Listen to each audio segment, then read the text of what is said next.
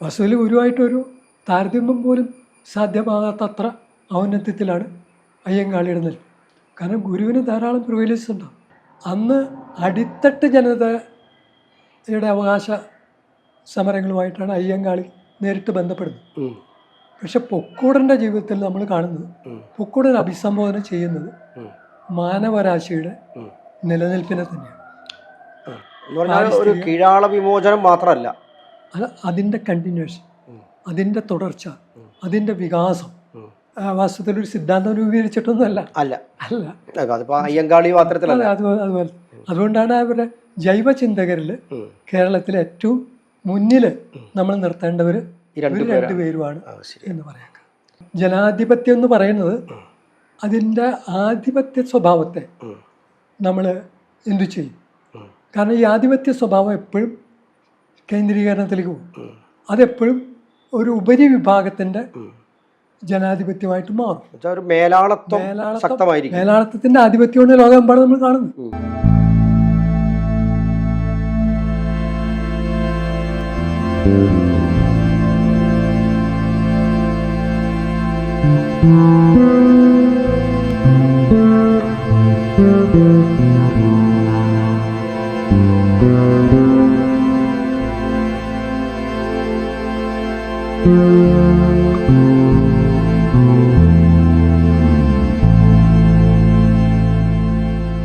എഴുത്തുകൾ കൊണ്ട് മലയാളത്തിൽ വ്യത്യസ്തത തീർത്ത ചിന്തകനാണ്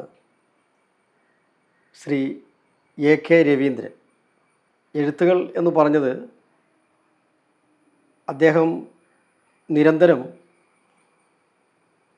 പ്രതികരണക്കുറിപ്പുകൾ എഴുതി മാധ്യമങ്ങളിൽ കേരളത്തിലെ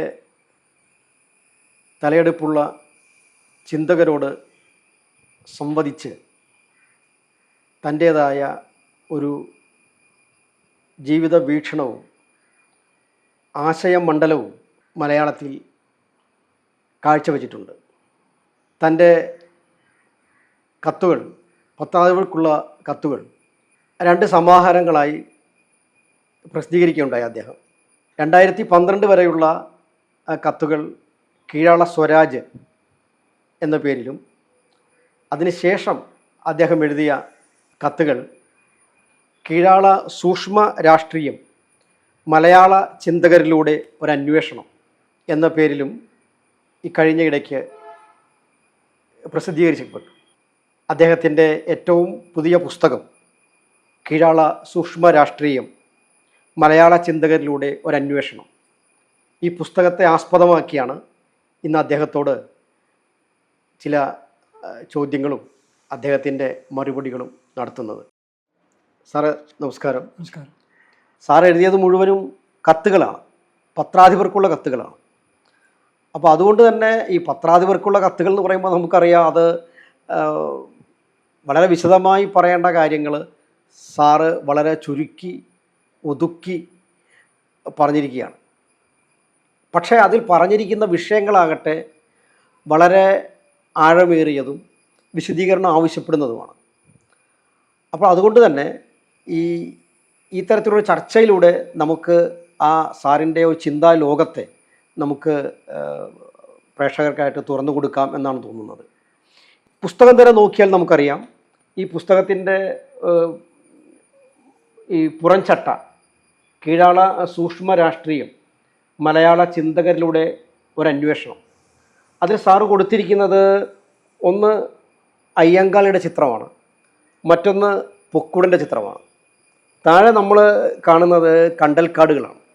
അപ്പോൾ ഈ കീഴാള സൂക്ഷ്മ രാഷ്ട്രീയം എന്ന ഈ കത്തുകൾക്ക്, അതിൻ്റെ സമാഹാരത്തിന് സാറ് ഈ ഒരു മുഖചിത്രം തിരഞ്ഞെടുക്കാനുള്ള കാരണം എന്താണ്? മാഷ് ഇൻട്രൊഡക്ഷനിൽ പറഞ്ഞതിലൊരു കറക്ഷനുണ്ട്. 2012 കീഴാള സ്വരാജ് എന്ന ആദ്യ പുസ്തകം വരുന്നത്, കത്തുകൾ. അതിന് ശേഷം മാത്രം എഴുതിയതല്ല ഇതിലെ കത്തുകൾ, അതിന് മുമ്പുള്ളതുണ്ട്. അങ്ങനെ 2 സമാഹാരത്തിൽ വന്നു എന്നേ ഉള്ളൂ, അതിലുള്ളതൊന്നും ഇതിലില്ല. പിന്നെ ഈ പുസ്തകത്തിൻ്റെ പേര് കീഴാള സൂക്ഷ്മ രാഷ്ട്രീയം മലയാള ചിന്തകരിലൂടെ ഒരു അന്വേഷണം നടന്നു. അതെ. അപ്പം അതിൽ മലയാള ചിന്തകരിലൂടെ ഒരു അന്വേഷണം, അതിൽ അയ്യങ്കാളിക്കും കല്ലൈൻ പൊക്കോടനും എന്താണ് സ്ഥാനം? ഇത് വിളിച്ചു പറയത്തക്ക കുറിപ്പുകളൊന്നും ഇതിലില്ല. ചിലയിടത്ത് അവരുടെ പേരുകൾ പരാമർശിക്കപ്പെടുന്നുണ്ട് സന്ദർഭാനുസരണമായി, അത്രയേ ഉള്ളൂ. അതിൻ്റെ ഈ മുഖചിത്രം ഇങ്ങനെ വരാൻ കാരണം ഒന്നാമതായിട്ട് കേരളം കണ്ട, മലയാളം കണ്ട ഏറ്റവും പ്രഗത്ഭമതിയായ, ഏറ്റവും ഉന്നത ശീർഷനായ ജൈവ ചിന്തകൻ അയ്യങ്കാളി അല്ലാതെ മറ്റാരുമല്ല. ഇക്കാര്യം വളരെയധികം തറപ്പിച്ച് പറയേണ്ട ഒരു സന്ദർഭമാണിത് എന്ന് ഞാൻ കരുതുന്നു. കാരണം സ്കൂള് കണ്ടിട്ടില്ലാത്ത, അങ്ങനെ പള്ളിക്കൂടത്തിൽ പോയി അക്ഷരങ്ങളൊന്നും പഠിച്ചിട്ടില്ലാത്ത അയ്യങ്കാളിക്ക് കേരളീയ സമൂഹത്തെ അടിമുടി ഇളക്കി മറിക്കാൻ കഴിഞ്ഞു എന്നുള്ളത് നിസ്സാര കാര്യമല്ല. നമ്മൾ ഈ കാര്യത്തിൽ ഒരു കീഴാള ജൈവചിന്തകൻ എന്നുള്ള കാര്യത്തിൽ നമുക്ക് നവോത്ഥാന കാലത്തെ ഏറ്റവും വലിയ ചിന്തകൻ ആയിട്ട് നമ്മൾ കരുതുന്ന നാരായണ ഗുരുവുമായിട്ട് താരതമ്യപ്പെടുത്തുമ്പോൾ ആണ് അയ്യങ്കാളിയുടെ ആ മേഖലയിലുള്ള വലിപ്പം മനസ്സിലാക്കാൻ കഴിയും. വസ്തുവിൽ ഗുരുവായിട്ടൊരു താരതമ്യം പോലും സാധ്യമാകാത്തത്ര ഔന്നത്യത്തിലാണ് അയ്യങ്കാളിയുടെ നില. കാരണം ഗുരുവിന് ധാരാളം പ്രിവിലേജസ് ഉണ്ടാവും. ഗുരു വലിയ പണ്ഡിതനായിരുന്നു. അദ്ദേഹം ധാരാളം വിദ്യ അഭ്യസിച്ച് തൻ്റെ ജീവിതത്തിൻ്റെ യൗവനകാലം മുഴുവൻ വിദ്യ തേടി നടന്ന ഒരാളാണ്. നേരെ മറിച്ച് അങ്ങനെയല്ല അയ്യങ്കാളിയുടെ ജീവിതം. അങ്ങനെയുള്ള അയ്യങ്കാളി എങ്ങനെയാണ് കേരളീയ ജീവിതത്തിൽ ഇത്രയധികം സ്വാധീനം ചെലുത്താൻ കഴിയും? അതിന് അദ്ദേഹത്തിന് കിട്ടിയ ഊർജം എന്തായാലും പുസ്തകങ്ങളിൽ നിന്നാവില്ല. ആധുനിക സിദ്ധാന്ത പദ്ധതികളിൽ നിന്നൊന്നാവില്ല, ഉറപ്പ്. എന്ന് പറഞ്ഞാൽ ഔപചാരിക വിദ്യാഭ്യാസവും അല്ലെങ്കിൽ അതിൻ്റെ തുടർ വിദ്യാഭ്യാസമോ ആ തരത്തിലൊരു പാശ്ചാത്യ വിദ്യാഭ്യാസ പദ്ധതിയൊന്നുമല്ല അയ്യങ്കാളിയെ രൂപപ്പെടുത്തിയെന്നാണ് സാറ് പറയുന്നത്. പദ്ധതി അല്ലെന്ന് മാത്രമല്ല, അദ്ദേഹം നടത്തിയ അടിസ്ഥാനപരമായിട്ടുള്ള സമരങ്ങൾ, ചെറുത്തുനിൽപ്പ് സമരങ്ങൾ, അത് വഴി നടക്കാനായാലും സഞ്ചാരത്തിനുള്ള സ്വാതന്ത്ര്യമായാലും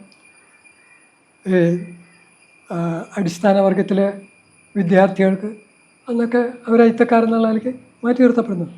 അവർക്ക് വിദ്യാഭ്യാസത്തിനുള്ള അവകാശത്തിന് വേണ്ടിയിട്ടായാലും അദ്ദേഹം നടത്തിയിട്ടുള്ള നിരന്തരമായ പോരാട്ടങ്ങൾ, അത് ശരിക്കും സമാനതകളില്ലാത്ത, അതാണ് ചിന്ത എന്ന് പറയും. ചിന്തയെ പ്രയോജനം ഒരു വായിച്ചറിവിൻ്റെ മേഖല ആയിട്ട് അതിന് ഒരു ബന്ധവുമില്ല. പൊതുവെ ഇപ്പോൾ ഈ ശ്രീനാരായണ ഗുരു പറയാറുണ്ടല്ലോ, പറഞ്ഞാൽ നമ്മൾ അറിയുന്നുണ്ടല്ലോ, അതായത് ഈ യൂറോപ്യന്മാരാണ് നമുക്ക്, അതായത് യൂറോപ്യൻ ആധുനികതയാണ് ഇന്ത്യയിൽ ഉള്ള മനുഷ്യർക്ക്, പ്രത്യേകിച്ച് സ്വാതന്ത്ര്യ സമരം ഇങ്ങനെയുള്ള കാര്യങ്ങൾക്കൊക്കെ പ്രചോദനമായത് യൂറോപ്പുമായിട്ടുള്ള അല്ലെങ്കിൽ ബ്രിട്ടനുമായിട്ടുള്ള ഒരു കോളനി സഹവാസമാണെന്ന് പറയാറുണ്ട്. അപ്പോൾ അതിനൊരു നിഷേധമല്ലേ സാറ് പറഞ്ഞു വരുന്നത്? ഗുരു ആനുഷംഗികമായിട്ടാണ് അത് പറയുന്നത്. പ്രത്യേകിച്ച് സന്യാസം തന്നത്, നമുക്ക് സന്യാസം തന്നത് ബ്രിട്ടീഷുകാരാണ്, യൂറോപ്യന്മാരൊന്നും അല്ല പറയുന്നത്, ബ്രിട്ടീഷുകാരാണ്. യൂറോപ്യന്മാരിൽ തന്നെ ബ്രിട്ടീഷുകാരത് വേർതിരിച്ച് കാണുന്നുണ്ട്. ഒന്നാം ലോക മഹായുദ്ധത്തിൽ ഇത്രയും വലിയ അഹിംസാലുവായിട്ടുള്ള നാരായണ ഗുരു ഗാന്ധിയെ പോലെ തന്നെ ബ്രിട്ടീഷുകാർ ജയിക്കണം എന്നാണ് പ്രാർത്ഥിച്ചത്. അതിനുവേണ്ടി പ്രാർത്ഥിക്കാനാണ്. അപ്പോൾ ഒരു മുകളിൽ നിന്ന് അധികാരം ഉപയോഗിച്ച് അതുവരെ നിലനിന്നിരുന്ന ജാതി വ്യവസ്ഥയിൽ ഒരു കുലുക്കം, ജാതി വ്യവസ്ഥയ്ക്ക് ഒരു ഇളക്കം തട്ടിക്കാൻ ബ്രിട്ടീഷുകാർക്ക് കഴിയും. ആ ഒരു സ്പേസിലൂടെയാണ് നാരായണ ഗുരുവിന് സന്യസിക്കാനുള്ള അവസരവും ഒക്കെ കിട്ടുന്നു, അല്ലെങ്കിൽ ഈഴവശുവിനെ പ്രതിഷ്ഠിക്കാനുള്ള അവസരമൊക്കെ കിട്ടുന്നു. പക്ഷേ അയ്യങ്കാളിയെ സംബന്ധിച്ചിടത്തോളം ഇതൊക്കെ നല്ലൊരു പരിധിവരെ സ്വന്തം കായിക ശേഷിയൊക്കെ ഉപയോഗിച്ച്, ശരിക്കും പറഞ്ഞാൽ ആൺകരുത്തുപയോഗിച്ചു പോലും അദ്ദേഹത്തിന് അന്നത്തെ മർദ്ദക ജാതി വ്യവസ്ഥയോട് പോരാടേണ്ടതായിട്ട് വന്നിട്ടുണ്ട്. അപ്പം ഇന്ന് ആ കാര്യം നമ്മൾ നോക്കുമ്പോൾ അയ്യങ്കാളി ആയാലും ഇത്തരം കീഴാള ബുദ്ധിജീവികളായാലും ഒക്കെ ചിന്തകർ എന്നുള്ളതാണ് അവരൊക്കെ നമ്മൾ നോക്കി കാണുന്നത് സ്ഥൂല രാഷ്ട്രീയത്തിൻ്റെ ഒരു കാഴ്ചപ്പാടിലൂടെ.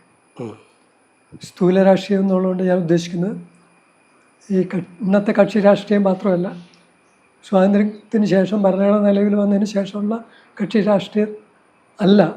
അത് മാത്രമല്ല, മറിച്ച് ലിബറൽ ജനാധിപത്യത്തിൻ്റെ ഡെമോക്രസിയുടെ ഒരു വലിയ പെർസ്പെക്റ്റീവ് നിന്നിട്ടാണ് ഈ അവകാശ പോരാട്ടങ്ങൾ നമ്മൾ നോക്കിക്കാണും. അപ്പോൾ അവിടെ അയ്യങ്കാളിയെ സ്ഥാനപ്പെടുത്താനാണ് പൊതുവെ ആളുകൾ ശ്രമിക്കുന്നത്. അങ്ങനെയാണ് അദ്ദേഹം കണ്ടിട്ടുള്ളത്.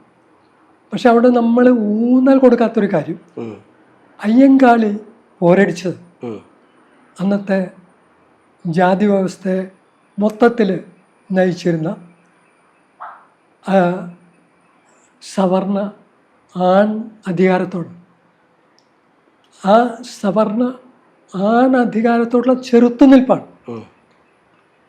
ആ ചെറുത്തുനിൽപ്പിനെ നമ്മൾ വെറുതെ ഈ ലിബറൽ ഡെമോക്രസിയുടെ ഒരു കാഴ്ചപ്പാടിലൂടെ മാത്രം നോക്കി കണ്ടാൽ പോലെ. കാരണം അത് അയ്യങ്കാളി ജനിച്ച് വളർന്ന തലമുറകളായിട്ട് ഉള്ള ഒരു സമൂഹം, പുലയ സമൂഹം. കേരളത്തെ സംബന്ധിച്ചിടത്തോളം കാർഷിക ജീവിതമാണ് അവരുടെ ജീവമായി.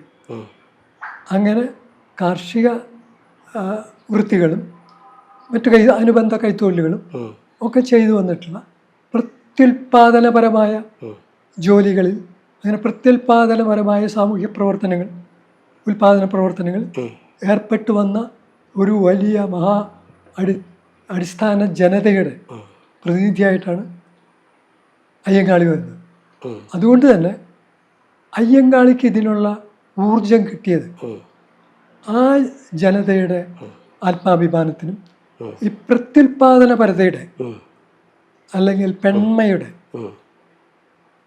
ഒരു സ്വത്വ ബോധം ഉൾക്കൊണ്ട് അതിൻ്റെ വികാസത്തിന് ആധുനിക വിദ്യാഭ്യാസം ആവശ്യം. അപ്പോൾ അങ്ങനെയാണ് അതിനു മുമ്പ് വില്ലുവണ്ടി സമരമൊക്കെ നടത്തിയ അയ്യങ്കാളി നമ്മൾ പഞ്ചമി എന്ന ഒരു പെൺകുട്ടി ദളിത് പെൺകുട്ടിയുടെ കൈ പിടിച്ച് സ്കൂളിലേക്ക് പോകുന്ന ഒരു അയ്യങ്കാളി നമ്മൾ കാണുന്നു. അത് പെൺ വിദ്യാഭ്യാസമാണ്. അതിനുശേഷം നമ്മൾ അയ്യങ്കാളി പിന്നീട് ചങ്ങനാശ്ശേരി പരമേശ്വരൻ പിള്ള പോലെയുള്ള ഉൽപ്പത്തിഷ്ണുക്കൾ, സവർണ ഉൽപ്പത്തിഷ്ണുക്കൾ ഇവിടെയൊക്കെ അനുഭവം അദ്ദേഹത്തിന് പിടിച്ചു പറ്റാൻ കഴിഞ്ഞു. അതുവരെയുള്ള പ്രവർത്തനങ്ങളുണ്ട്. ഈ പൊക്കുടൻ്റെ എങ്ങനെയാണ്? പൊക്കുടൻ ഇപ്പം നമ്മളിപ്പോൾ സാറ് പറയുമ്പോൾ ഈ അതിലേക്ക് ഞാനെത്താം. അപ്പോൾ ഈ ആ ഒരു മീറ്റിങ്ങിൽ വെച്ചാണ് സമാധാന സമ്മേളനം.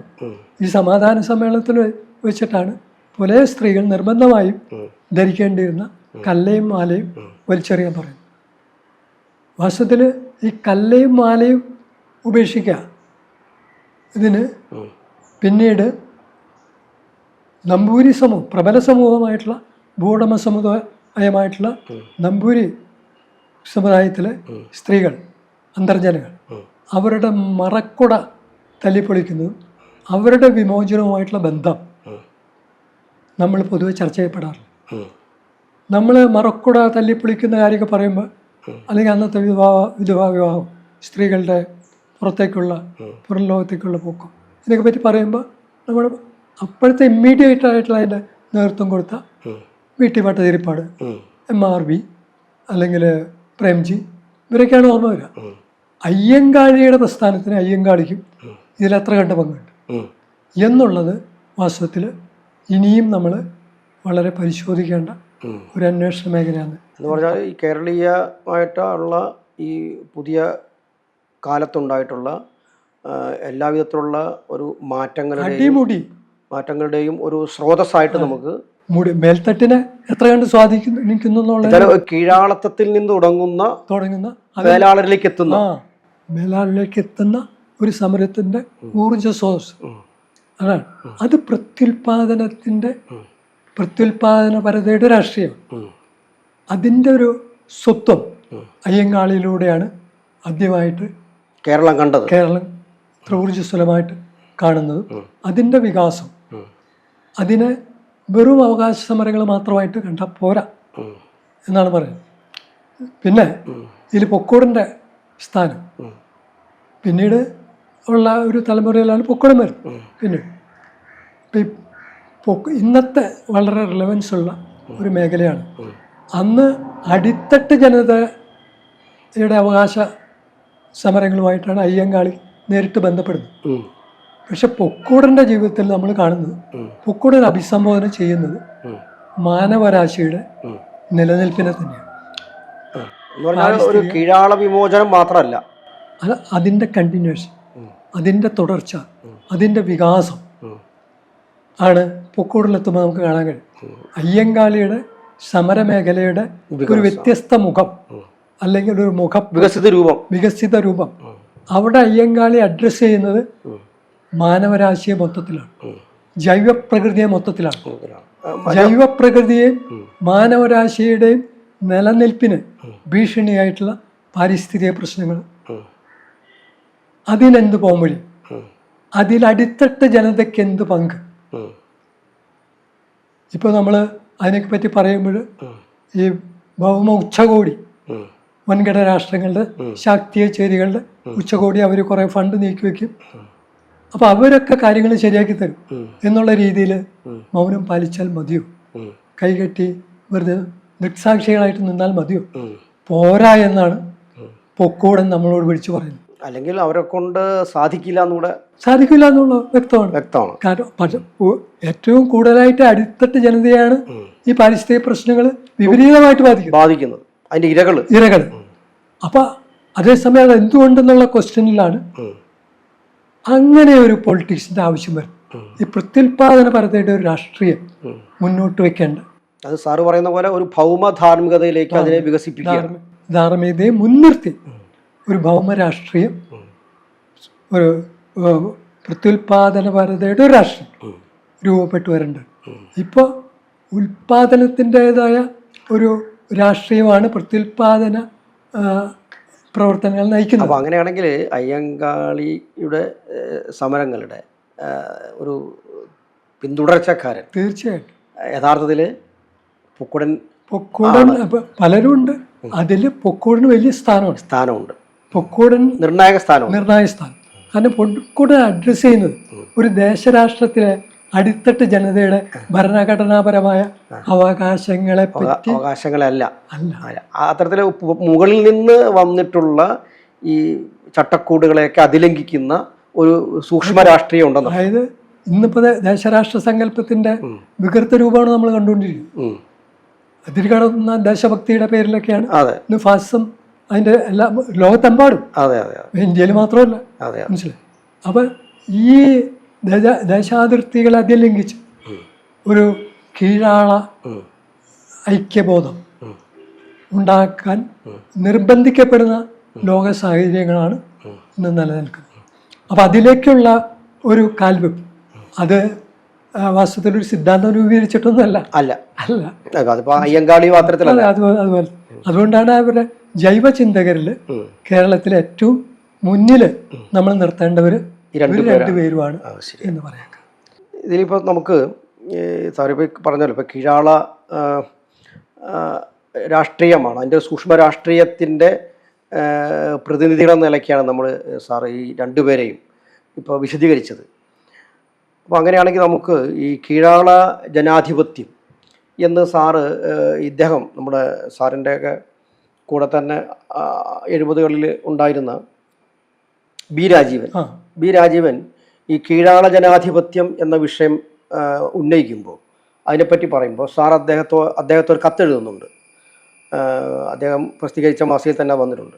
അപ്പോൾ അത് സാറ് പറഞ്ഞ ഈ കീഴാള ജനാധിപത്യം അല്ല പ്രധാനം, ഈ കീഴാള സ്വരാജാണെന്ന് പറയുന്നുണ്ട്. എന്താണ് ഇതിൻ്റെ ഈ ഒരു കീഴാള ജനാധിപത്യം എന്നതുകൊണ്ട് അദ്ദേഹം ഉദ്ദേശിക്കുന്നതും അതിൻ്റെ ഒരു വിമർശനാത്മകമായ സമീപനം ഈ കീഴാള സ്വരാജ് വെച്ചുകൊണ്ട് സാർ മുന്നോട്ട് വയ്ക്കുന്നത് എങ്ങനെയാണ്? അത് നമ്മൾ ഈ ഡെമോക്രസി അല്ലെങ്കിൽ ജനാധിപത്യം എന്നുള്ള പരികല്പന, ആ പരികല്പന ഇന്ത്യൻ അവസ്ഥയിൽ ഇന്ത്യൻ ഭരണഘടന വെച്ച് നോക്കുമ്പോൾ അതിനൊരു കീഴാള ഉന്മുഖത്വമുണ്ട്. വാസ്തവത്തിൽ ആദിവാസികളുടെ സ്വയംഭരണം, അതുപോലെ ഏറ്റവും അടിത്തട്ടിൽ നിന്നുള്ള ഇന്ത്യൻ ഭരണഘടന, അല്ലാതെ ലിബറൽ ഡെമോക്രസി അല്ല, ഇന്ത്യൻ ഭരണഘടന. അപ്പം അത് അന്നത്തെ അംബേദ്കറിന്റെ നേതൃത്വത്തിലുള്ള അന്നത്തെ സമരങ്ങളുടെ ഒക്കെ ഭാഗമായിട്ടാണ് അങ്ങനെ ഒരു സ്വഭാവം ഇന്ത്യൻ ഭരണഘടനയ്ക്ക് വരുന്നത്. അപ്പൊ ശരിക്കും പറഞ്ഞാൽ ഇന്ത്യൻ ഭരണഘടനയില് ദിശാബോധം നിർണ്ണയിക്കേണ്ടത് ആധിപത്യത്തിലല്ല, സ്വരാജിലാണ്. അത് ഒരു ജനാധിപത്യം എന്ന് പറയുന്നത് അതിൻ്റെ ആധിപത്യ സ്വഭാവത്തെ നമ്മൾ എന്തു ചെയ്യും? കാരണം ഈ ആധിപത്യ സ്വഭാവം എപ്പോഴും കേന്ദ്രീകരണത്തിലേക്ക് പോകും. അതെപ്പോഴും ഒരു ഉപരി വിഭാഗത്തിന്റെ ജനാധിപത്യമായിട്ട് മാറും. മേലാളത്വത്തിന്റെ ആധിപത്യമാണ് ലോകമെമ്പാടും നമ്മൾ കാണുന്നത്. ജനാധിപത്യത്തിന്റെ ഉള്ളിൽ പേര് പറഞ്ഞു വരുമ്പോൾ നമ്മൾ ജനങ്ങൾക്ക് വേണ്ടി, ജനങ്ങളാൽ എന്നൊക്കെ പറയും. പക്ഷെ നമ്മൾ ഇതിനൊക്കെ ഒരു പൊതുബോധം നയിക്കും. ഈ പൊതുബോധത്തെ നിർണ്ണയിക്കുന്നത് മേലാളത്വമാണ്. ഇന്ത്യയിൽ അത് ബ്രാഹ്മണിസം, ഒരേ സമയം ബ്രാഹ്മണിസം, മൂലധനം ഒക്കെ കൂടി ചേർന്നിട്ടാണ്. അതുകൊണ്ട് അതിൻ്റെ ദിശാബോധം നമുക്ക് ഈ ജനാധിപത്യത്തിൻ്റെ ഭരണഘടന അനുശാസിക്കുന്ന ആ തത്വങ്ങൾക്ക് ഉള്ളിൽ കൊണ്ട് തന്നെ ആ ജനാധിപത്യത്തെ വലിച്ചെറിയണമെന്നല്ല പറയുന്നത്. ജനാധിപത്യ തത്വങ്ങൾക്ക് അന്തസത്ത മനസ്സിലാക്കി അതിനുള്ളിൽ നിന്നുകൊണ്ട് തന്നെ അടിത്തട്ട് ജനത എന്ന് പറഞ്ഞാൽ സാറ് പറയുന്നത് ഈ പാശ്ചാത്യമായിട്ടുള്ള ഈ ലിബറൽ ഡെമോക്രസിയുടെ അതേ ആശയങ്ങളെ പിന്തുടർന്നാൽ നമുക്ക് ഇന്ത്യൻ അവസ്ഥയെയും ഇന്ത്യൻ ഭരണഘടനയെയും ഈ കീഴാള സ്വരാജിനെയും മനസ്സിലാക്കാൻ പറ്റില്ലെന്നാണ്. അതെ, അത് ശരിയായിട്ട് ആ രീതിയിൽ ഗാന്ധി തന്നെ വിമർശിക്കുന്നുണ്ടല്ലോ ഹിന്ദ് സ്വരാജിൽ. അതായത് ബ്രിട്ടീഷുകാരെ ഓടിക്കുന്നത് എന്തിനാണ്? ബ്രിട്ടീഷുകാരെ ഓടിക്കുന്നത് അവരെ പോലെ ഭരിക്കാനാണെങ്കിൽ പിന്നെ അവർ ഭരിച്ചാൽ പോരെ. അവരാണല്ലോ അതിൽ ഏറ്റവും നല്ല എക്സ്പെർട്ട്. അവരാണ് കണ്ടുപിടിച്ചത്. പിന്നെ അവര് ഇതിന്റെ വിദഗ്ധരാണ്. അവരെ ഓടിച്ചിട്ട് നമ്മുടെ ആൾക്കാരോടൊക്കെ ഇരുന്നിട്ട് എന്ത് കിട്ടാൻ? അത്രയും നന്നായിട്ട് വരില്ല. അപ്പൊ ഇതൊക്കെ ഗാന്ധി ഇത് പറയുന്നത് അന്നത്തെ നാഷണൽ മൂവ്മെന്റിനും എനിക്ക് ഗാന്ധി വരുന്നതിന് മുമ്പാ. ഒരു കപ്പൽ യാത്രയിലാണല്ലോ അദ്ദേഹം ഹിന്ദ് സ്വരാജ് 1909 കാലത്ത് 9 എന്തായാലും ഒരു ചെറിയ ലഘുലേഖയാണ്. അപ്പൊ അത് അന്നത്തെ ദേശീയ പ്രസ്ഥാനത്തിലെ ഗാന്ധിയൻ സ്വാധീനത്തിൽ വരുന്ന എല്ലാവരും വായിച്ചു കാണും. സ്വാഭാവികമായിട്ട് എല്ലാവർക്കും അതിൽ നിന്ന് പ്രേരണ കിട്ടിക്കാണും. അങ്ങനെയൊക്കെയാണ് ഇന്ത്യൻ ഭരണഘടന രൂപപ്പെടുന്നത്. പിന്നെ സ്വാഭാവികമായിട്ട് അംബേദ്കർ നെടുന്തൂണായിട്ടുണ്ട്. അപ്പൊ ഇന്ത്യൻ ഭരണഘടന അനുശാസിക്കുന്ന ജനാധിപത്യ മൂല്യങ്ങൾ മുറുകെ പിടിക്കുകയാണെങ്കിൽ വാസ്തവത്തിൽ നമ്മൾ സഞ്ചരിക്കേണ്ട വഴി സ്വരാജിലേക്കാണ്, സ്വയംഭരണത്തിലേക്ക്. അപ്പോൾ അങ്ങനെയാണെങ്കിൽ നമുക്ക് വേറൊരു വിഷയമുള്ളതേ, ഇപ്പോൾ നമുക്ക് ഈ പുസ്തകം വായിക്കുമ്പോൾ ആളുകൾക്കുണ്ടാകും വേറൊരു സംശയം എനിക്ക് തോന്നുന്നത്, ഈ കീഴാള സ്വരാജ് എന്ന് പറയുന്ന നമ്മളൊരു പരികല്പനയും ഗാന്ധിയുടെ ഗ്രാമസ്വരാജ് ഉണ്ടല്ലോ, അതും തമ്മിലുള്ള ഒരു വ്യത്യാസം എന്താകും? ഗാന്ധിയുടെ ഗ്രാമസ്വരാജിൽ ഒരു ഗ്രാമത്തിലെ മൊത്തം ജനങ്ങളുടെ ഒരു സ്വരാജാണ് അദ്ദേഹം സങ്കല്പിക്കും. അപ്പം അതിനകത്ത് ഇന്നുള്ള ഈ അധീശവർഗങ്ങൾ, ആ അധീശവർഗങ്ങളുടെ അധികാരവും അതിൻ്റെ അവർ നിർമ്മിക്കുന്ന പൊതുബോധവും അവരനുശാസിക്കുന്ന ചില ആചാരങ്ങളും നിഷ്ഠകളും മൂല്യങ്ങളും ഇതൊക്കെ ഉണ്ട് അവർ വിതരണം ചെയ്തുകൊണ്ടിരിക്കുന്നു ഒക്കെ ആയിട്ടുണ്ട്. അതിനെ നേരിടാൻ അതിനകത്ത് കാര്യമായ പ്രൊവിഷൻ അതിൽ വരുന്നില്ല. ഗ്രാമസ്വരാജ് എന്ന് പറഞ്ഞാൽ സവർണമായ ചില മൂല്യങ്ങൾക്ക് കീഴ്പ്പെട്ട് മാത്രമേ അവിടെ ഈ സ്വരാജ് സാധ്യമാണ്. നേരെ മറിച്ച് കീഴാള സ്വരാജ് എന്ന് പറയുമ്പോൾ അവിടെ മാറി. കാരണം ഈ സവർണ ജനത എന്ന് നമ്മൾ പറയുന്നത് ഉന്നതമായ ഒരു ജനതയല്ല, വാസ്തവത്തിൽ അവർ വളരെ മോശപ്പെട്ട ഒരു ജനതയാണ്. കാരണം അത് ഞങ്ങൾ സവർണരാണ് എന്ന് പറയുന്നത് തന്നെ വളരെ അശ്ലീലം. അശ്ലീലമാണ്, തീർച്ചയായിട്ടും അശ്ലീലമാണ്, വളരെ അശ്ലീലമാണ്. മാനുഷിക വിരുദ്ധമാണ്, വംശീയതയുണ്ട്, മനുഷ്യവിരോധമുണ്ട്. പക്ഷെ അവർ തിരിച്ചറിയുന്നില്ല, വ്യക്തികൾ പലരും തിരിച്ചറിയുന്നില്ല. അവരെന്തോ മഹത്തായ സംഭവമാണെന്ന് വിചാരിച്ചിട്ടിരിക്കുകയാണ്. അപ്പൊ അവരെ അതിന്റെ ബന്ധനത്തിൽ നിന്ന്, ഈ ജാതി വ്യവസ്ഥയുടെ ബന്ധനത്തിൽ നിന്ന് അവരെ കൂടെ മോചിപ്പിക്കണം. അപ്പൊ അത് അപ്പോഴേ അത് വിമോചനമാവുള്ളൂ. അല്ലാതെ ഒരാളെ കെട്ടിയിട്ടു അയാളെ ആ ബന്ധനത്തിൽ നിന്ന് അയാള് എന്ന് പറഞ്ഞാല് ചാതുർവർണ്ണയത്തെയൊക്കെ പലപ്പോഴും ഇങ്ങനെ ആദർശവൽക്കരിക്കാനുള്ള പ്രവണത പല സമയങ്ങളിലും ഗാന്ധിയിൽ വരുന്നുണ്ടല്ലോ. ഉണ്ട്. അപ്പൊ അതിനെ കൂടെ അതിന് കൂടെയുള്ള ചികിത്സയാണ് ഈ കീഴള സ്വരാജ്. അതെ. അപ്പൊ അയ്യങ്കാളി ഗാന്ധിയെ ചെന്ന് കാണുമ്പോൾ എന്നാണ് കാണുന്നത് 90 എത്ര അല്ലോ, അയ്യങ്കാളി ഗാന്ധിയെ ചെന്ന് കാണുമ്പോൾ ആരാൽ സ്വാധീനിക്കപ്പെട്ടിരിക്കാം എന്ന് നമുക്ക് ഊഹിക്കാവുന്നേ ഉള്ളൂ. എന്തായാലും സോറി, ഗാന്ധിയല്ല, നാരായണ ഗുരു. ഗാന്ധിയെ പിന്നീടാ. അപ്പൊ ഇവർ തമ്മിലുള്ള കൂടിക്കാഴ്ചയിൽ ആരാൽ സ്വാധീനിക്കപ്പെട്ടിരിക്കാം. നേരത്തെ പറഞ്ഞ പോലെ അതായത് ഗുരു വലിയ പണ്ഡിതനാണ്, അന്നത്തെ അറിയപ്പെടുന്ന ആളാണ്, സന്യാസിയാണ്, ഒക്കെയാണ്. അദ്ദേഹത്തെ അയ്യങ്കാളി ചെന്ന് കാണുമ്പോൾ വാസ്തവത്തിൽ ഗുരു ആയിരിക്കണം കൂടുതൽ സ്വാധീനിക്കപ്പെട്ടിട്ടുണ്ടാവുക. അയ്യങ്കാളിയിൽ നിന്ന് പഠിക്കാൻ ഗുരുവിന് ധാരാളം ഉണ്ടായിട്ടുണ്ടാവണം. കീഴാളമായ ഒരു ജൈവ ധാർമ്മികതയാണ് ഉദ്ദേശിക്കുന്നത്. ആ ഒരു ജൈവ പ്രത്യുൽപാദനപരമായ ഒരു സന്യാസി കൂടിയായിരുന്നു. അപ്പൊ അതിൻ്റെതായ പരിമിതികളുണ്ട്. അപ്പൊ അതിനൊക്കെ ഭേദിച്ചിട്ടാണ് അയ്യങ്കാളിയുടെ നിൽപ്പ്. അപ്പൊ അയ്യങ്കാളിയുടെ മുൻപിൽ ഗുരു വാസ്തവത്തിൽ പലതും പഠിക്കുകയാണ്, പലതും പഠിച്ചിട്ടുണ്ടാകണം. നമ്മൾ അങ്ങനെ ഉറപ്പിച്ച് പറയല്ല, നമുക്ക് അങ്ങനെ കരുതാം.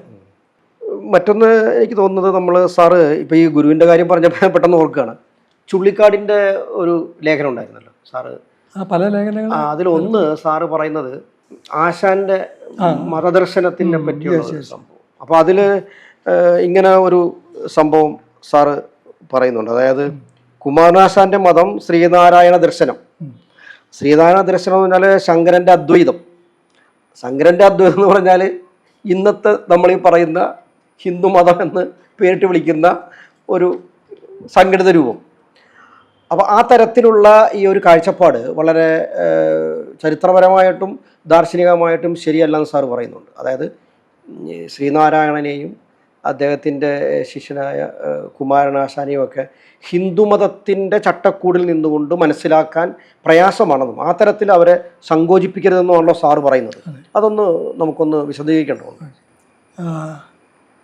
ചുള്ളിക്കാട് അത് ഇതേ ആശയം അദ്ദേഹം കുറച്ചു മുമ്പ് തൃശ്ശൂർ സാഹിത്യ അക്കാദമിയിലെ ഒരു പ്രസംഗത്തിലും അത് ആവർത്തിക്കേണ്ടത് കുറച്ചു ഈ കഴിഞ്ഞ. അപ്പം അതിൽ പ്രരോദനത്തെ പറ്റിയുള്ള ഒരു പ്രഭാഷണം, വളരെ പണ്ഡിതോചിതമായിട്ടുള്ള നല്ല പ്രഭാഷണം. അപ്പം അതിനെ വിമർശിച്ചുകൊണ്ട് പിന്നീട് നമ്മുടെ ഡോക്ടർ വിശ്വനാഥൻ ഒരു വീഡിയോ ചെയ്തിരുന്നു. ഇതിൽ കാതലായിട്ടുള്ളൊരു പ്രശ്നം, പല പ്രശ്നങ്ങളുണ്ട്, അതിലൊരു പ്രശ്നം അദ്വൈതം എന്നാൽ എന്തെന്നാണ്. അദ്വൈതം നമ്മൾ ഇന്ത്യൻ ബ്രാഹ്മണിസ്റ്റ് പാരമ്പര്യത്തിൽ കൂടെയാണ് അധികം പേരും പഠിക്കുന്നത്. അങ്ങനെ പഠിച്ചു വരുമ്പോൾ അദ്വൈതം ഒരു വേദാന്തം ആണ്. ഷഡ്ദർശനങ്ങളിൽ വേദാന്തം, പൂർവമീമാംസ. അപ്പം അതിൽ ഒരു വേദാന്തം എന്നുള്ള നിലയ്ക്ക് അത് ഭയങ്കരമായിട്ട് മിസ്റ്റിഫൈ ചെയ്യപ്പെടുന്ന ഒരു മേഖലയാണ് താൻ. വല്ലാത്ത രീതി അങ്ങനെ ജഗത് മിഥ്യ, ബ്രഹ്മസത്യം എന്നൊക്കെയുള്ള നിഗമനങ്ങളിലേക്ക് ശങ്കരൻ എത്തുന്നു. നാരായണ ഗുരു അദ്വൈതയാണ് ഒരർത്ഥത്തിൽ. പക്ഷെ നാരായണ ഗുരുവിൻ്റെ അദ്വൈതവും ശങ്കരാചാര്യ അദ്വൈതവും ആ അർത്ഥത്തിൽ ഒന്നല്ല. അദ്വൈതം എന്ന പേരൊക്കെ ആ ടൂളും ഒക്കെ രണ്ടുപേരും അതിനെ നിർവചിക്കുന്നത് രണ്ട് തരത്തിലാണ്. രണ്ടുപേരും അതിനെ നോക്കിക്കാണുന്നതും അതിനെ പ്രയോഗിക്കുന്നതൊക്കെ വ്യത്യസ്തമായിട്ടാണ്.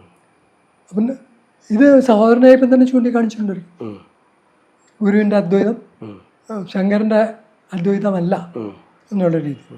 അപ്പം ഈ അദ്വൈതം എന്ന് പറഞ്ഞാൽ രണ്ടല്ല എന്നുള്ള ഒരു കാര്യമാണ്. അപ്പം അതിന് ധാരാളം ഉൾപ്പിരിവുകളൊക്കെ ഉണ്ട്. വിശിഷ്ടാദ്വൈതം, അങ്ങനെയൊക്കെ ധാരാളം. അതേസമയം തന്നെ ഈ ബ്രാഹ്മണിസ്റ്റ് സ്ട്രക്ചറിന് പുറത്ത് അതിനൊരു നിലനിൽപ്പുണ്ട്. ഒരു ദാർശനിക ഉപകരണം, ഒരു ടൂൾ എന്നുള്ള നിലയ്ക്ക് അതിന് പുറത്തും അതിന് നിലനിൽപ്പുണ്ട്. പക്ഷെ ഇത് പൊതുവെ മനസ്സിലാക്കപ്പെടാറില്ല. ബ്രാഹ്മണേതരമായ ഒരു കാഴ്ചപ്പാട് നമുക്കിതിനകത്ത് കാണാൻ അതിന് സാധിക്കും. നമ്മൾ ഉപയോഗിക്കുന്ന അതിന് സാധിക്കും. കാരണം എന്താ വെച്ച് കഴിഞ്ഞാൽ ഇത് പൊതുവെ ആ രീതിയിൽ ചിന്തിക്കപ്പെടാത്തതിന് കാരണം ഈ അദ്വൈതം എന്നുള്ളൊരു സംസ്കൃത ഇതിൽ നിന്ന് വന്നിട്ടുള്ളൊരു വാക്കാണ്. ഇതിന് ഈക്വലായിട്ടുള്ള ഒരു ഇംഗ്ലീഷ് പദമല്ല. മറ്റു ഭാഷകളിലുണ്ടാകാൻ അതിലും സാധ്യത കുറവാണ്. മനസ്സിലായി? അപ്പോൾ അദ്വൈതത്തിന് മോണിസ്റ്റ് വ്യൂ എന്നൊക്കെയാണ് പലപ്പോഴും ട്രാൻസ്ലേഷൻ വന്ന് ഞാൻ വായിച്ചിട്ടുള്ളൂ. മോണിസം അല്ല, അത് മോണിസം അല്ല, രണ്ടല്ലെന്ന് പറയും. രണ്ടല്ലെന്ന് പറഞ്ഞാൽ ഒന്നാണെന്ന് അർത്ഥമില്ല.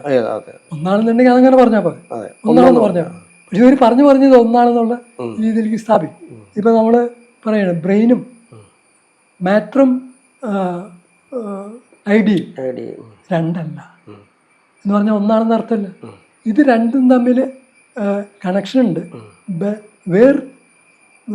വേർപെടുത്താൻ പറ്റില്ല, പക്ഷെ വേർതിരിച്ച് കാണാം, വേർതിരിച്ച് കാണണം. ഇപ്പം നമ്മുടെ അവയവങ്ങളും നമ്മളും, ഇപ്പം എൻ്റെ കൈ എന്ന് പറയുമ്പോൾ ഞാനും എൻ്റെ കൈ, എൻ്റെ കൈ എനിക്ക് വേർതിരിച്ച് കാണാം. എന്നുവെച്ചാൽ എൻ്റെ മൂക്ക് എനിക്ക് വേറെയാണ്, എൻ്റെ തലമുടി എനിക്ക് വേറെയാണ്, എൻ്റെ ഡ്രസ്സ് അത് വേറെ. പക്ഷെ അത് ഞാനായിട്ടൊരു കണക്ഷൻ ഉണ്ട്.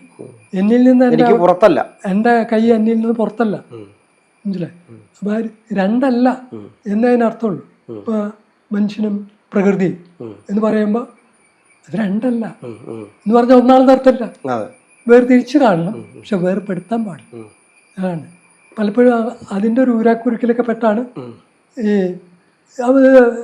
വേദാന്തികൾക്ക് ഇത് വളരെ എളുപ്പമാണ്. ഇത് അതിനെ വക്രീകരിക്കുക, അതിനെ മാനിപ്പുലേറ്റ് ചെയ്ത് അവരുടെ രീതിയിൽ വ്യാഖ്യാനിച്ചു കൊണ്ടുവരാൻ വളരെ എളുപ്പമാണ്. ചിന്താലോകത്തെ മുഴുവൻ അത് വല്ലാത്ത രീതിയിൽ അത് ഒരു ദാർശനിക ഒരു കാരണം മാത്രമാണ്. മറ്റു പല പ്രശ്നങ്ങളുണ്ട്, അത് നമ്മൾ ചെയ്യണം. അപ്പോൾ ഈ ചുള്ളിക്കാട് ഈ തരത്തിൽ പറയാനുള്ള കാരണം അത് ഒരു ദാർശനിക ഒരു പ്രശ്നമായാലും. കാരണം പിന്നീട് ചുള്ളിക്കാട് ബുദ്ധമതമൊക്കെ സ്വീകരിക്കുന്നുണ്ടെങ്കിൽ, പക്ഷെ ഈ അദ്വൈതം ഈ പറയുന്ന ബ്രാഹ്മിൺസിന്റെ ഒരു കണ്ടുപിടുത്തല്ല, അതിന് പുറത്തുനിന്നാണ് ശങ്കരനത്. അപ്പോൾ അതിൽ ഇപ്പൊ സാറ് പറയുകയാണെങ്കിൽ അതിനൊരു കീഴാള പരിപ്രേക്ഷ്യം ഉണ്ടെന്നോ ഉണ്ട്. പിന്നെ ചുള്ളിക്കാടിനെ സംബന്ധിച്ച് എനിക്കറിയാവുന്ന ഒരു കാര്യം, എനിക്കെന്നല്ല പൊതുവെ എല്ലാവർക്കും അറിയാവുന്ന, അദ്ദേഹം പറഞ്ഞിട്ടുള്ളതാണ്. അദ്ദേഹത്തിന്റെ ഏറ്റവും അടുത്ത സുഹൃത്തുക്കൾ ഒന്ന് തുറവൂർ വിശ്വംഭരൻ, സുഹൃത്തല്ല ഒരു ഗുരുസ്ഥാനി എന്ന് അദ്ദേഹം പറഞ്ഞു. പിന്നെ ഒന്ന് KS രാധാകൃഷ്ണൻ, അദ്ദേഹത്തിന്റെ ഏറ്റവും അടുത്ത സുഹൃത്താണ്. ഇവർ രണ്ടുപേരും ഏത് ക്യാമ്പിലായിരുന്നു ആയിരുന്നു എന്നൊക്കെ നമുക്കറിയാം. അപ്പൊ അതിന്റെ ഒരു സ്വാധീനമൊക്കെ. അത് ശരിയാണ്. പിന്നെ എനിക്ക് തോന്നുന്നത് ഈ പുസ്തകത്തിൽ ഇപ്പം നമ്മൾ ഈ പറഞ്ഞ പോലെ തന്നെ വേറൊരു ഇപ്പം കീഴാള വിഷയമാണ് നമ്മൾ പറഞ്ഞത്. ഈ തൊഴിലാളിത്തം, തൊഴിലാളി എന്നുള്ളതിനെ നമ്മൾ അതൊരു ഉൽപ്പാദന ശക്തിയാണല്ലോ തൊഴിലാളി എന്നുള്ളത്. പക്ഷെ നേരെ മറിച്ച് ഈ കീഴാള എന്ന് പറയുന്നത് ഉൽപ്പാദന ശക്തിയല്ല, പ്രത്യുൽപാദന ശക്തിയാണ്. അപ്പോൾ അങ്ങനെയാണെങ്കിൽ ഈ സാർ ഇതിനകത്ത് പറയുന്നുണ്ട് ഈ മൂലധനവും ഈ കൂലിവേലയും, തൊഴിലാളിയുടെ കൂലിവേലയും അത് തമ്മിൽ വളരെ സാമ്യമുണ്ടെന്നും അതുകൊണ്ട് യഥാർത്ഥത്തിൽ വിമോചക സ്വഭാവമുള്ളത് ഈ തൊഴിലാളിക്കല്ല അല്ലെങ്കിൽ കൂലിവേലയ്ക്കല്ല എന്നും പകരം ഈ കീഴാളത്തിനാണെന്ന്, പ്രത്യുൽപാദന ശക്തികൾക്കാണെന്ന്. ഈ സുനിൽ പി ഗണയുടേതുമായിട്ടുള്ള അദ്ദേഹത്തിൻ്റെ ചില എഴുത്തുകളോടുള്ള പ്രതികരണം നിലയ്ക്കാണ് സാർ ഇത് കൂടുതൽ വിശദീകരിക്കുന്നത്. അതായത് ഈ തൊഴിലാളി വർഗത്തിന് വിമോചക സ്വഭാവമുണ്ട് എന്നുള്ള കാഴ്ചപ്പാട്, പിന്നെ കറുത്ത അടിമയെ വെളുത്ത തൊഴിലാളി മോചിപ്പിക്കും എന്നുള്ള ഒരു മാർക്സിയൻ സ്വപ്നം, അതിൻ്റെ ഒരു വിശദീകരണം നമുക്ക് ആവശ്യമാണ്. അതായത് പൊതുവേ കേരളത്തിൽ പ്രത്യേകിച്ച് ഈ ഇടതുപക്ഷ മൂല്യങ്ങൾ ഈ തൊഴിലാളി വർഗ മൂല്യങ്ങളിൽ അധിഷ്ഠിതമാണ്, ഉൽപ്പാദന ശക്തികളുടെ മൂല്യങ്ങൾ അധിഷ്ഠിതമാണ്.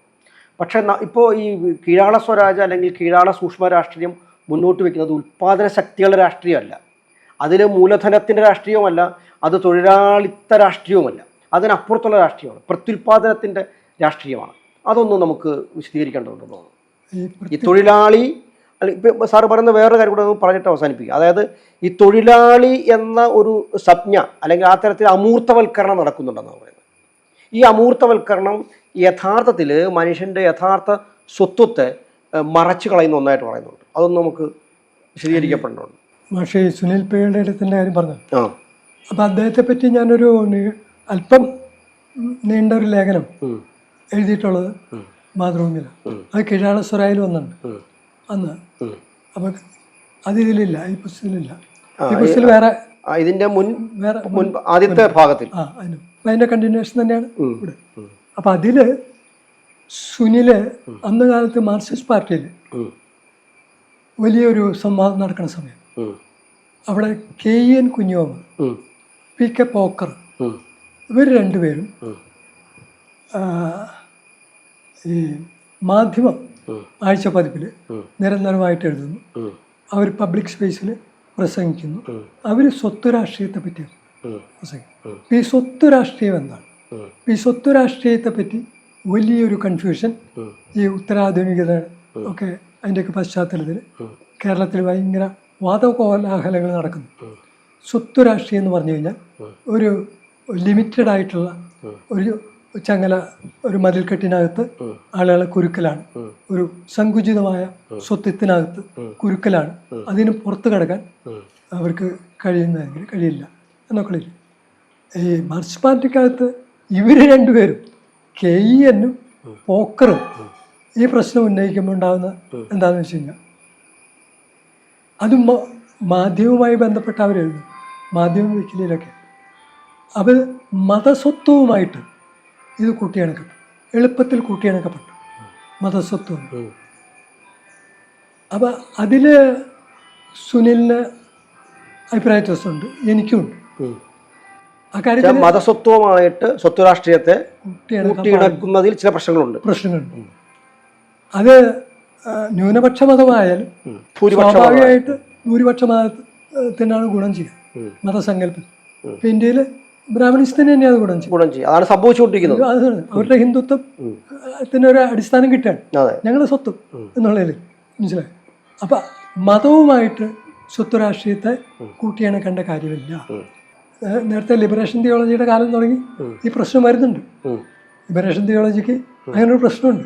അത് ക്രിസ്ത്യാനിറ്റിയെ മുന്നോട്ട് വെച്ചിട്ടുള്ള അതിനകത്തെ കൂടെയുള്ള ഒരു ലിബറേഷനാണ്. അപ്പോൾ ഇസ്ലാം അതുപോലെ ഇപ്പോൾ സിമിയൊക്കെ നമ്മുടെ ചുമലുകളിലൊക്കെ ഇസ്ലാമിലൂടെ.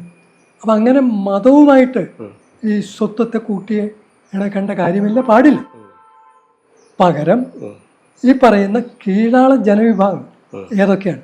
പ്രത്യുൽപാദന പ്രവർത്തനങ്ങളിൽ ഏർപ്പെടുന്നവരും അതേസമയം മൂലധനത്തെ ആശ്രയിക്കാതെ അടിത്തട്ടിൽ സ്വന്തം നിലയ്ക്ക് സ്വന്തം കാലിൽ നിൽക്കാൻ കഴിവുള്ള ജനതയും ആധുനിക മൂലധനം വരുന്നതിന് മുമ്പ് ഇവിടെ ഉണ്ടായിരുന്നവരും ഇവിടെ ജീവിച്ചവരും ഒക്കെ ആയിട്ടുള്ള ജനതയുണ്ട്. സ്ത്രീകൾ,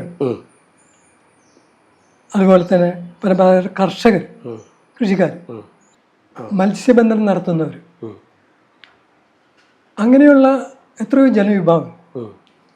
ഇവരൊന്നും കൂലിയെ ആശ്രയിച്ചിട്ടല്ല. അന്നത്തെ ഫ്യൂഡൽ സിസ്റ്റത്തിലെ അടിമത്തം അവരെ അനുഭവിച്ചിരുന്നു. സ്വാഭാവികമായിട്ടും ബ്രാഹ്മണ ജാതി വ്യവസ്ഥയുടെ അടിമത്തം അവരും അനുഭവിച്ചിരുന്നു. പക്ഷേ അവർക്ക് തങ്ങൾ ചെയ്യുന്നത് എന്താണെന്ന് വ്യക്തമായിട്ട് അറിയാം. തങ്ങൾ ചെയ്യുന്ന കൃഷിപ്പണിയാണ്, അതുകൊണ്ട് എന്തൊക്കെ മെച്ചമാർക്കൊക്കെ ഉണ്ടാവും, ഇതൊക്കെ അവർക്കറിയാം.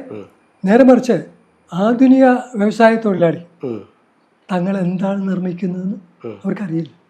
കാരണം ഒരു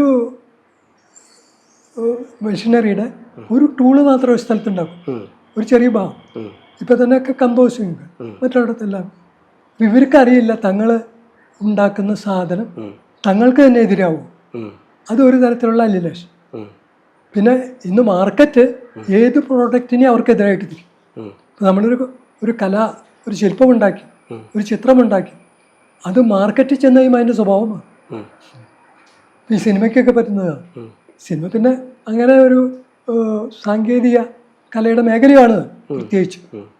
അപ്പോൾ ഈ ശരിക്കും ഉൽപാദന ശക്തി എന്ന നിലയ്ക്ക് തൊഴിലാളികളും പ്രത്യുൽപാദന ശക്തി നിലയ്ക്ക് കീഴാള സമൂഹവും തമ്മിലുള്ള വ്യത്യാസമാണ് സാർ പറഞ്ഞു വരുന്നത്. അതെ, ഇവർ തമ്മിലുള്ള ഈ വ്യത്യാസത്തിൽ ഇന്ന് പക്ഷേ ഡോമിനൻ്റ് ആയിട്ട് നിൽക്കുന്നത് മേധാവിത്വം സ്ഥാപിച്ചിട്ടുള്ളത് പ്രൊഡക്ഷൻ, അതായത് പ്രത്യുൽപാദനപരതയെ മുഴുവൻ നിയന്ത്രിക്കുന്നത്, പ്രത്യുൽപാദന ശക്തിയെ മുഴുവൻ കൺട്രോൾ ചെയ്യുന്നു, അവരുടെ മേൽ ആധിപത്യം സ്ഥാപിക്കും എന്ന് മാത്രം പറഞ്ഞാൽ പോരാ, അവരെ കൊള്ളയടിക്കും. അപ്പം അതിലേറ്റവും നല്ല ഇതായിട്ടുള്ള ഉദാഹരണം പ്രകൃതിയാണ്. ഈ പ്രകൃതിയെ നമ്മൾ ഒരു ഉൽപാദന മേഖലയായിട്ട് കാണാറില്ല, പ്രത്യുൽപാദന മേഖലയായിട്ടും കാണാറില്ല. മനസ്സിലായി? അപ്പം ഇത് പ്രകൃതി സ്വയം വികസിക്കുന്ന ഒരു സംഭവമാണ്. അതായത് അജൈവ പ്രകൃതിയിൽ നമുക്കറിയാവുന്നിടത്തോളം, ഇന്നിപ്പോൾ നമുക്ക് ഭൗമ നിരീക്ഷണത്തിൽ എത്രയോ ഗാലക്സികളൊക്കെ പറ്റി നമുക്കറിയാം. നമുക്ക് അറിയാവുന്നിടത്തോളം, മാനവരാശിക്ക് ഇന്നേ പറയാൻ അറിയാവുന്നിടത്തോളം ഈ ഭൂമി അല്ലാതെ ഇതുപോലൊരു ജൈവ വ്യവസ്ഥയില്ല, എങ്ങുമില്ല. അപ്പോൾ അതിൽ പല യാദൃശ്ചിക കാരണങ്ങളുണ്ടാകും. എന്തായാലും ഇവിടെ ഒരു അനുകൂല സാഹചര്യം. അപ്പം അതിൻ്റെ മൂല്യം നമുക്ക് ആർക്കും കണക്കാക്കാൻ പറ്റില്ല, ഈ ജൈവ വ്യവസ്ഥ. അപ്പം ഈ ജൈവ വ്യവസ്ഥയെ, അതിൻ്റെ ഇന്ധനങ്ങളെ, ഫോസിൽ ഇന്ധനങ്ങളെ ഒക്കെ കൊള്ളയടിച്ചിട്ടാണ് നമ്മൾ ഇന്ന് ലാവിഷായിട്ട് ഈ ജീവിക്കുന്നത്, ഉൽപാദന സമൂഹം, ഊർജം ഉണ്ടാക്കുന്നത്. ഓക്കെ, കൽക്കരി തുടങ്ങി പെട്രോളിയം ഉൽപ്പന്നങ്ങൾ, അങ്ങനെ എത്രയോ. അതുപോലെ ശുദ്ധവായു. ഇത് ഞാൻ കീഴാളശ്വരായിൽ KEN വിമർശിച്ച് ഞാൻ ഇതേ കാര്യം പറയുന്നുണ്ട്. അപ്പം അതുപോലെ 8 മണിക്കൂർ ജോലി, 8 മണിക്കൂർ വിശ്രമം എന്നൊക്കെ പറയുന്നത് ഇവർക്ക് ബാധകമല്ല. കീഴാള ജനതയ്ക്ക്, വീട്ടിലെ സ്ത്രീകൾക്ക് നല്ലത് ബാധകമാണ്. അല്ല, വീട്ടിലെ സ്ത്രീകൾക്ക് 8 മണിക്കൂർ ജോലിയാണ്, അവർക്ക് പെൻഷനുണ്ട്, അവർക്ക് അവധി ദിവസങ്ങളുണ്ട്. ഇതൊന്നുമില്ല. എന്ന് പറഞ്ഞാൽ പുറത്തു പോയി കൂലിക്ക് പണിയെടുക്കുന്ന പുരുഷൻ ഉൽപാദന ശക്തിയും, വീട്ടില് 24 മണിക്കൂർ ഒരു കൂലിയില്ലാതെ പണിയെടുക്കുന്നത് പ്രത്യുൽപാദന ശക്തിയാണ്. അപ്പം ഈ പ്രത്യുൽപാദന ശക്തി ജോലിയില്ലാത്ത വെറും ഒന്നും വെറുതെ വീട്ടിലിരിക്കുന്ന ഒരാൾ അതിനെ തൊഴിലായിട്ട് കണക്കാക്കുന്നില്ല. കൂലിവേലയെ മാത്രമേ ആധുനിക സമൂഹം തൊഴിലായിട്ട് കണക്കാക്കുന്നു. ഇത് തന്നെ ആദിവാസികളുടെ കാര്യം, ഇത് തന്നെ നല്ലൊരു പരിധി വരെ ദളിതരുടെ കാര്യത്തിൽ, പരമ്പരാഗത കർഷകരുടെ കാര്യത്തിൽ. അപ്പോൾ കൃഷിയിൽ നിന്നും പുതിയ വിദ്യാഭ്യാസം കിട്ടിയ യുവാക്കളൊക്കെ എവിടെ പോകാൻ ആഗ്രഹിക്കുന്നത്? കൃഷിയിൽ നിന്ന് മോചനം കിട്ടാൻ വേണ്ടി. ഞാനൊക്കെ പഠിക്കുമ്പോൾ അധ്യാപകരെ ഞങ്ങൾ ഭീഷണിപ്പെടുത്താറായി, നന്നായിട്ട് പഠിച്ച് നല്ല മാർക്ക് വാങ്ങിച്ചോ, ഇല്ലെങ്കിൽ നിങ്ങളുടെയൊക്കെ കാരണന്മാരെ പോലെ കാളയുടെ മൂടുന്തി ചെളിയിൽ നടക്കേണ്ടി വരും. ചെളി എന്തോ വളരെ മോശം സാധനമാണെന്നാണ് ധരിപ്പിച്ചു വെച്ചിട്ടുള്ളത്. മനസ്സിലായി?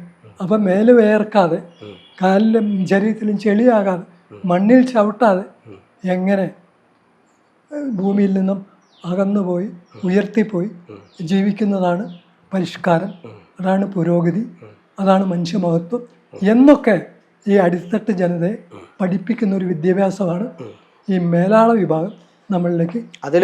അതിൽ കൂലിവേലയും തൊഴിലാളി വർഗവും ഉണ്ടെന്നാണ് പറയുന്നത്. അല്ല, തൊഴിലാളിയെ സംബന്ധിച്ചിടത്തോളം ഈ മൂലധനം വിട്ട് അവർക്ക് പിന്നെ നിലനിൽപ്പില്ല. അപ്പോൾ അവരുടെ തൊഴിലാളി വർഗം ലോകത്തെ അല്ലെങ്കിൽ മറ്റുള്ള എല്ലാവരെയും വിമോചിപ്പിക്കും എന്ന ഒരു ആശയത്തെ ഖണ്ഡിക്കുകയാണെന്ന് വെച്ചാൽ അത് പല രീതിയിലാണ് ആശയം പ്രതിലോമകരമാണ്. ഒരു വശത്തെ കൂടെ ഈ ആധുനിക വ്യവസായ തൊഴിലാളി വർഗം വിപ്ലവത്തിൻ്റെ മുന്നണിപ്പടയാണ് എന്ന് പറയുന്നത് വഴി ഈ അടിത്തട്ട് ജനതയുടെ മുഴുവൻ വിപ്ലവാഭിനിവേശത്തെയും അവരുടെ മുഴുവൻ സബ്ജക്റ്റിവിറ്റി, കർത്തൃത്വത്തെയും ഏജൻസിയെയും കാസ്ട്രേറ്റ് ചെയ്യണം. നേരത്തെ പറഞ്ഞ പോലെ സ്വത്വബോധത്തെ നശിപ്പിക്കുക, തൊഴിലാളി എന്ന ഒരു അവർക്ക് മുൻകൈ പൊതു സംജ്ഞയിൽ പെടുത്തുകയാണ്. അത് ഇവർക്കേ മുൻകൈ, ഇവരെ നേതാക്കന്മാർ ഇവർക്കേ മുൻകൈ എടുക്കാൻ പറ്റുള്ളൂ. ഇവർക്ക് ആരും, അതായത് ഇവർ ചെയ്യുന്ന പ്രാകൃത ജോലിയാണ്, അവരെ പ്രാകൃതമായിട്ട് കാണും. അപ്പം അതുകൊണ്ട് അത് തന്നെ ഈ കറുത്ത അധ്വാനത്തിൻ്റെ പ്രശ്നത്തിൽ വരുന്നു. കറുത്ത അധ്വാനത്തെ വെളുത്ത അധ്വാനം മോചിപ്പിക്കുന്നു പറഞ്ഞാൽ കൂലി വേല മോചിപ്പിക്കും. പറഞ്ഞാൽ ലോകം മൊത്തം കൂലിവേലയിലേക്ക് പരിവർത്തിപ്പിക്കുന്നതാണ് മഹത്വം, ഒരു മാതൃകാ സമൂഹം. യൂറോപ്പിനെ നമ്മൾ അങ്ങനെ ഉള്ള കാണുന്നത്. അപ്പോൾ യൂറോപ്പ് പോലെ ആകാനാണ് എല്ലാവരും ശ്രമിക്കുന്നത്. ഇപ്പം നമ്മളിവിടെ ഏറ്റവും നല്ലൊരു എക്സാമ്പിൾ ഞാൻ ചൂണ്ടിക്കാണിക്കുന്നത് മാവൂർ റയോൺസാണ്. മാവൂർ റയോൺസിൽ കുറച്ച് പേർക്ക് ജോലി കൊടുക്കാൻ വേണ്ടി എത്ര പ്രത്യുൽപാദന സമൂഹങ്ങളെ ഉച്ചാടനം ചെയ്യുന്നുണ്ട്, എത്ര ജൈവ പ്രകൃതിയെ നശിപ്പിക്കുന്നു.